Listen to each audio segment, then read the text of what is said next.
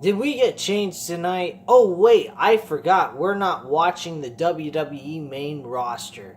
We're actually watching NXT.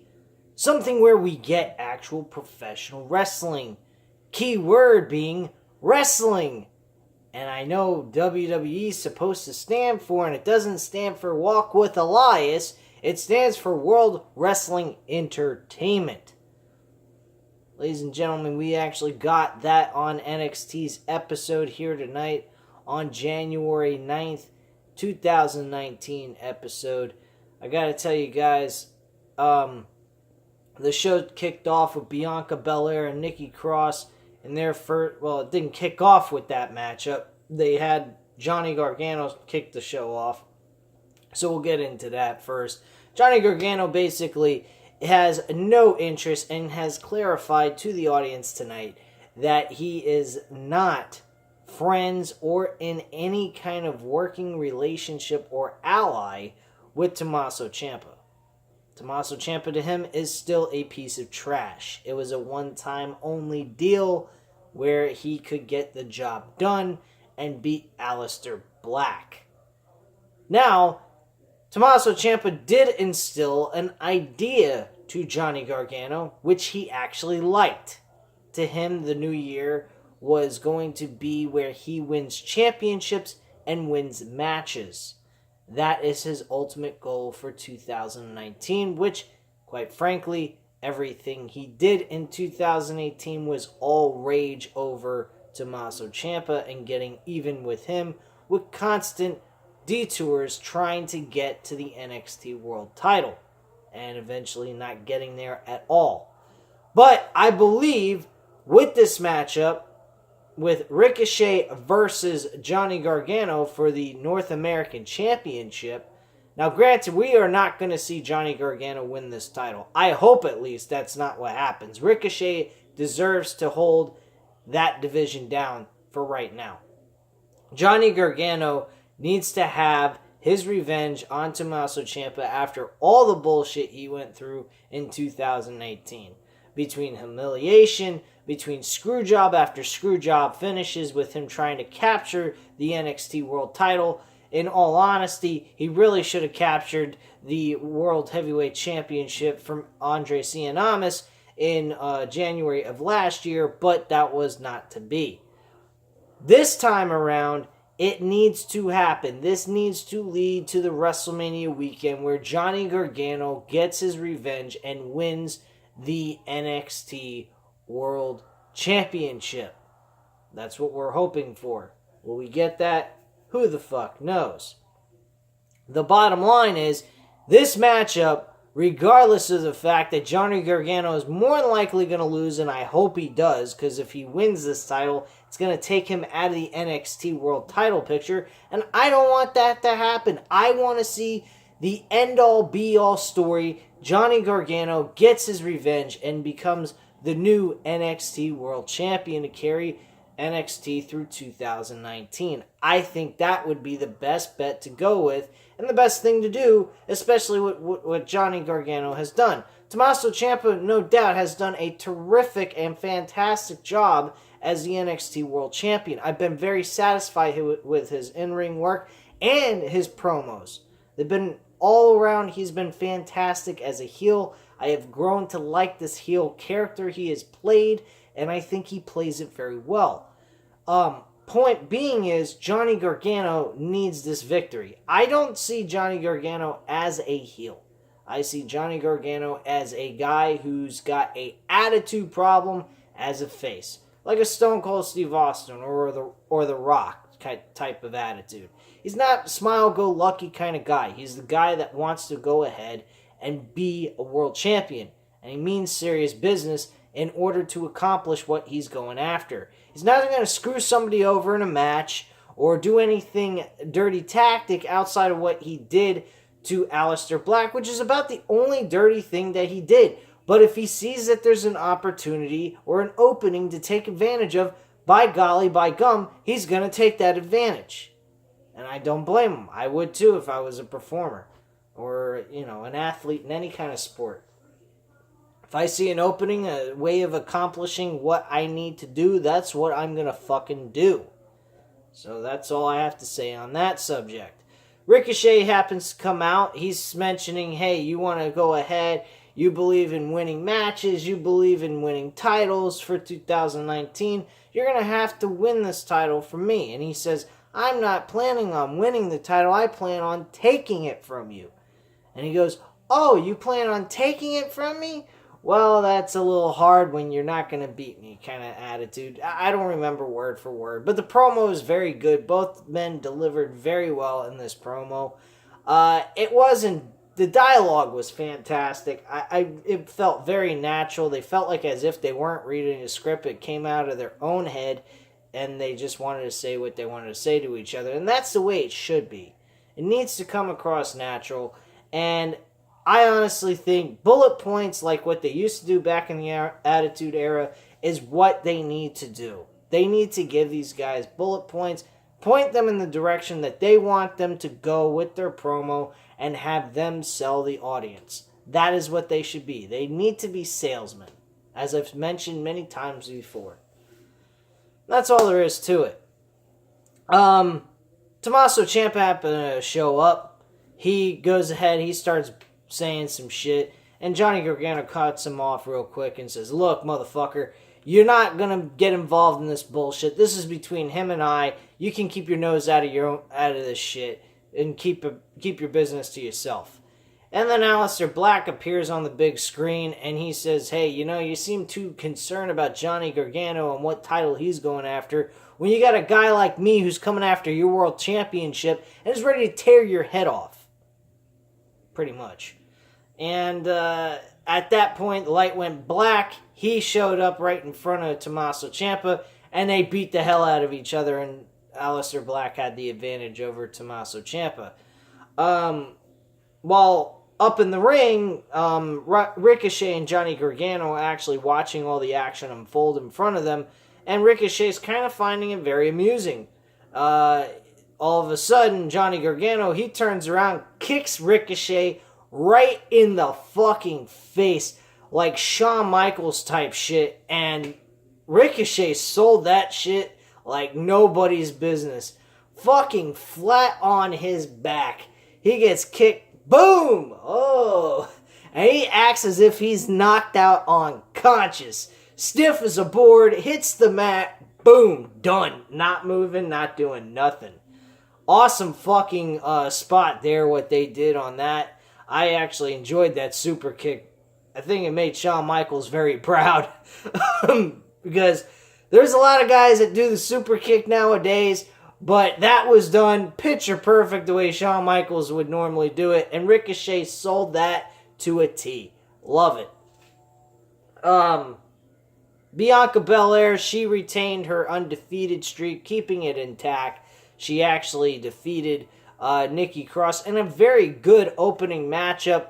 I actually have to say that Bianca Belair, I don't particularly care for this woman, but she did put on a very good match with Nikki Cross. That I have to give her. Her having any shot in hell and beating Shayna Baszler, I highly doubt that is going to happen. At least I hope not. Because I don't see how in the hell you can make me believe that Bianca Belair is talented enough to be able to defeat Shayna Baszler. No fucking way. I'm sorry, it ain't gonna work. They also had a impromptu special tag team matchup between Marcel Bartel and this other guy that he was teamed with. I forgot their names. The match was good, I guess you could say. But when you got them facing enhancement talents, jobbers, fucking nobody cares about, nobody has a name for, they just say, here they are, they're competing against the two opponents in the ring, and they just have a close matchup and a very exciting one. That's not really selling me that they're very dominant. Now, granted, they dominated near the end, but throughout the rest of the match, you were making me think that this match was going to be close. So, I didn't particularly think that the way they went about this was helping me be sold on how they are. Now, if granted they were in the ring with the War Raiders or the fucking Heavy Machinery and they were doing something like that, or Street Profits, I'd say, yeah, these guys are pretty fucking good. But to put them in a matchup with these two nobody names and a fucking jobbers that nobody's going to know from next week on another episode of NXT, what are you trying to sell me on? That they could have almost lost to a fucking bunch of jobbers? That's pathetic. That's not a good way to sell the audience. I didn't particularly like that. I thought that was trash. But at the end of the day, the match was good. I have to give it that. But to sell me wise, not great. I didn't even really find these two guys to be exciting. I found the jobbers to be more exciting than the two guys competing in the fucking match. Because I think they fit more on NXT UK than they do on the fucking NXT regular brand. So that's all I really have to say on that. I'm not going to touch any more on that match. I didn't really care for that. Ricochet actually shows up backstage, leaving the arena, and a backstage interviewer, she walks up to him and says, Ricochet, what is your thoughts on what happened earlier tonight, what Johnny Gargano did? And he said, well, yeah, Johnny Gargano has opened up his mouth saying he's going to take my title. He's going to take my title away from me, and he said, I'm going to take him out. And that's pretty much it. Pretty straightforward, to the point, which I appreciate and enjoy. Then we had the main event. There was a couple other things that they threw around in that episode with some promos and things of that sort. The Street Profits, they put their little skit in, and they kind of mention what they're going to do in 2019, their plans and what they want to do and so forth. We also got a notification in a Twitter type feed that they showed on the screen that William Regal has announced that the War Raiders are going to get their shot at the Undisputed Era's tag team titles. I hope Undisputed Era retains these tag team titles, because I honestly would love to see at NXT Brooklyn 5. I'd love to see the Oney Lorcan and Danny Burch compete once again against the Undisputed Era for those tag team titles and get the victory. They need to start putting these guys on NXT episodes every once in a while leading up to this show so they can build them up. They had them on one time and they haven't been seen since. And I'll be perfectly honest with you guys. Outside of the Street Profits, the Undisputed Era, and the War Raiders, there's not a whole lot of tag teams going on in this division. I mean, these three guys that I just mentioned, three tag teams, are pretty damn good. But, I mean, we ain't got much to look forward to in their tag team division. So, Oney Lorcan and fucking Danny Burch being brought back onto television would be a good idea to put some little bit of life back into this tag team division. I'm not saying it's dead like WWE's main roster, but they ain't got a whole lot of tag teams in their division. That's the issue. It's not the in-ring action, it's just there's limited amount of tag teams in their division. They need to get more. At least they got 3 right now. I'd say about 3 more would be significant enough, or at least 2 more to make it 5. Be able to switch it around a little bit and work a little by little here and there. I mean, they're not having takeovers over month after month like WWE's main programming, but you still want to keep it fresh with new tag team title matches with different teams competing over it. At least the tag team champions competing with another tag team as well. So you don't want to see the same shit like you see with the fucking Usos, the New Day, the Bar, and all that bullshit.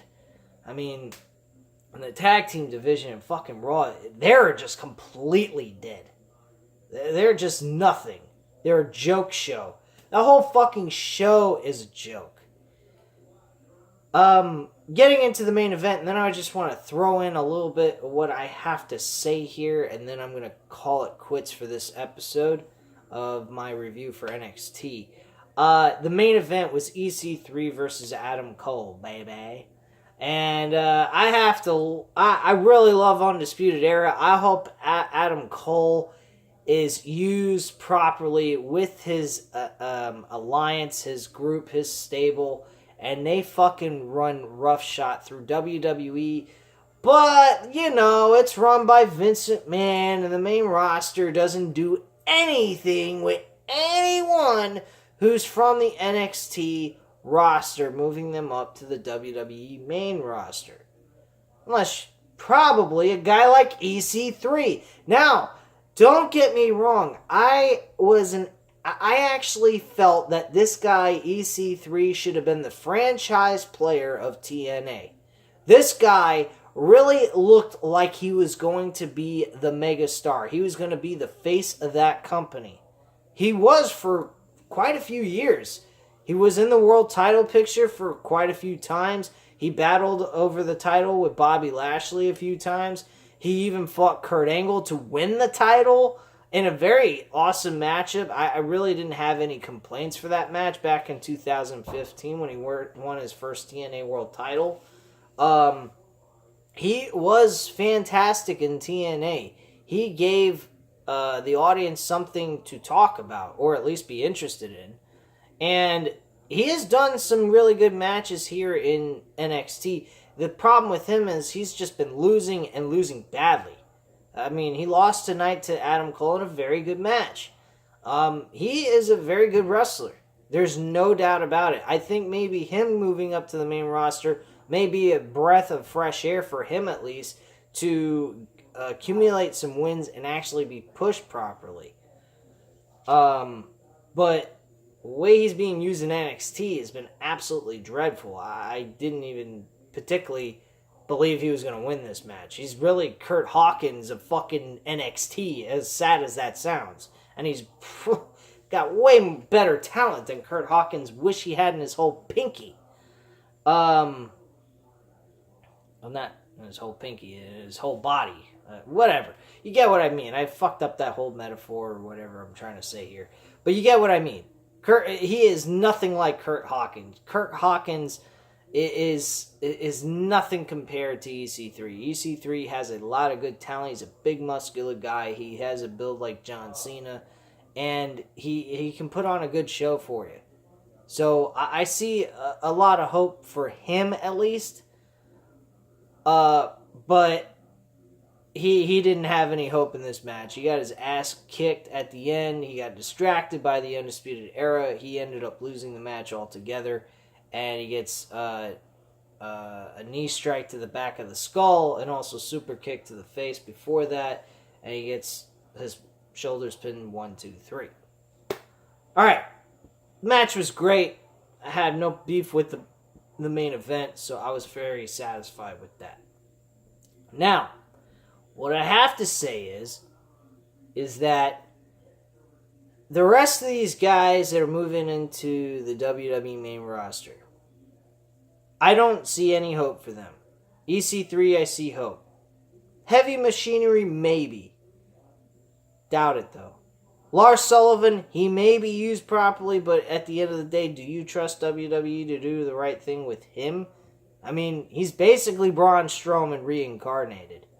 So, chances are they're going to fuck him up, too, at some point. Somewhere along the lines, they're going to do something wrong. I guarantee you, within probably a couple of months I guarantee you by SummerSlam of 2019, you will see a match between Braun Strowman and Lars Sullivan. Guarantee you. Easily. And I'll tell you what, it's going to be a shitstorm. Nobody's going to fucking care. Because Braun Strowman is a nobody at this point. He's been not used properly. He was fucking thrown around back and forth, heel face, heel face. He had a hot streak going. He loses to Brock Lesnar in 2017 for No Mercy, and then he hasn't done shit ever since. He wins the tag team titles with a fucking kid. Then he surrenders the tag team titles, so that didn't mean shit for him. And he's done nothing. He's gotten his ass kicked by Brock Lesnar, expects Brock Lesnar to be intimidated. What a joke for change, right, guys? Now, don't get me wrong, I'm not going back on what I said. I thought SmackDown was a breath of fresh air. We got some kind of change that I felt we should have gotten on Raw, and we didn't get anywhere near that whatsoever. So I don't know who the fuck's running SmackDown, who's running Raw. Is Raw being run by fucking Vince McMahon? Somebody else is running SmackDown? I just don't get it. SmackDown under a different employer? I don't know. That's what I was trying to figure out last night when I did this review for you guys. But all Elite Wrestling, getting into that, guys. I've heard on YouTube a lot of other YouTube creators stating about how All Elite Wrestling they're collecting a lot of good talent. WWE has got a lot of things to concern themselves with. They have to worry about keeping their employees happy. Because if they don't, they will lose them easily. All Elite Wrestling is not playing around. They are all in to take over the wrestling business. And I honestly feel that All Elite Wrestling needs to go ahead, work with the smaller companies, and those smaller companies together with All Elite Wrestling needs to they need to all work together to put them out of business. And quite frankly, they will be able to. If WWE wants to continue to provide us this shitty fucking television, they will see themselves quicker off television they could shake a stick at. And I can tell you why. It ain't because they got lots of money. That money will just get you so fucking far in life. If you ain't got people interested in watching your product, which people don't, the viewership shows that, and everything else in between, and you think that you can still get by and make a lot of money and networks are going to be interested in you, I don't give a flying fuck who you are, what your name is. If you got a show that is absolutely dreadful, something that makes people want to just turn the channel the minute they see it, you ain't going to have a fucking show left. It ain't SmackDown that needs work to be changed. It ain't NXT that needs change. It's Monday Night Raw that needs the biggest change of them all. Try providing us some fucking actual wrestling instead of a joked out circus show from Barnum's Bailey. I mean, this is just a pathetic... it's just absolutely pathetic. And you got a company like All Elite Wrestling with a guy who owns a fucking football team with billions of dollars more than you, and you're running your own company, and you've been around a hell of a lot longer than anyone else in the wrestling business today. And this guy's stepping in, and he's showing you up, man. He's got Cody Rhodes, the son of Dusty Rhodes, who has a fucking insight in that business back when he was alive. And I guarantee you Dusty Rhodes passed that knowledge on to his son. And I guarantee you Dusty Rhodes' son, Cody Rhodes, is gonna go ahead and provide the best wrestling show with Young Bucks known to man. That is all I have to say. They want to provide you actual professional wrestling. They want to provide you entertainment. They want to provide you wins and losses to determine rankings and who gets opportunities to win and face world champions or champions in general. The bottom line is they are going with a split on like WWE type shit, and they're also going with UFC real combat sport type shit. That is what WWE needs. That's what they need to do. Now, of course, what they need to do and what they're going to do is two fucking different things. So, I don't know. Me personally, if I was an NXT guy, my contract's coming up. Ho-ho! I wouldn't be going ahead and worrying about working for WWE. If I see that AEW is getting down and dirty. They're getting grime and gritty. They got a good network that they're on that people can tune into and people want to see. And they got a fucking good roster that is producing entertaining matches that people scream about and talk about on the internet or anywhere else in person or what have you. Oh, fuck yeah. If I was an NXT performer getting moved up to the WWE main roster, oh, would I be going to AEW? Most definitely going to All Elite Wrestling. Because this company cares about wrestling. The key word is wrestling, motherfuckers. If you're not watching this company for wrestling, why the fuck are you watching them? You know, I hear all the time on YouTube creators being told, if you don't like what you're hearing, you don't like what you're watching, don't watch it. Okay, good. I don't like what I'm watching. I want to watch wrestling. I'm not getting wrestling. I'm getting a joke show. And, you know, as sad as it sounds, and it's tough for me to say this, I really want to give up on WWE. Because as great as a talent pool that they have, they're not doing anything with it. I love John Cena. I love Seth Rollins. I like Dean Ambrose. I like a lot of different performers that are in the WWE. But the problem with them is they're not doing the right thing by them. They're paying them all this money but doing nothing with them. So their worth means nothing to them. They're just paying them a shit ton of money. Me, I'd be caring about how much I'm getting paid and what am I being used for. Am I being used in the proper way to cement my legacy as a performer and getting the income that I deserve to have? If I was a worker with WWE, I'd say, look, you're paying me all this money, but you're giving me joked out, fucked up skits to do. Why are you going to pay me all this money but give me a joked out skit? I mean, I have a little bit more pride than sitting here dancing around like a buffoon in a fucking ring like an idiot. I'd rather do something more with my talent than look like a dumbass. And that's all there is to it. I can guarantee you one man from WWE that probably is more than likely going to be looking into going to All Elite Wrestling, and if he's not, he's a fucking sellout dumbass, and that's Dolph Ziggler. Dolph Ziggler's talent is being used like crap. He has all the talent in the world to give you a fucking great matchup each and every time he goes out there because he can. He is that fucking good at what he does. But he's just not used the way he should.